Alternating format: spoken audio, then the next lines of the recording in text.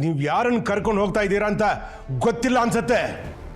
ಒಳ್ಳೆ ಮಾತಲ್ಲಿ ನನ್ನ ಹೆಂಡ್ತಿನ ಬಿಟ್ಟೋಗಿ, ಇಲ್ಲ ಅಂದರೆ ಸರಿಯಾಗಿ ಅನುಭವಿಸ್ತೀರಾ. ಏನು ಹೆದರ್ಸ್ತಾ ಇದ್ದೀರಾ? ನಿಮ್ಮ ಡೈಲಾಗೆಲ್ಲ ಕೋರ್ಟ್ ಕಟ್ಕಟ್ಟೆಲ್ಲ ಹೇಳಿ ನನ್ನ ಹತ್ರ ಹೇಳಕ್ಕೆ ಬರಬೇಡಿ.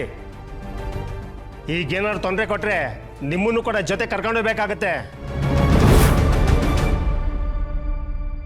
ಇನ್ಸ್ಪೆಕ್ಟರ್, ನಾನು ಬರೋದಕ್ಕೆ ರೆಡಿ ಇದ್ದೀನಿ ಅಂತ ಹೇಳಿದ್ನಲ್ಲ. ರೀ ಪಿ ಸಿ ಕರ್ಕೊಂಬನ್ರಿ.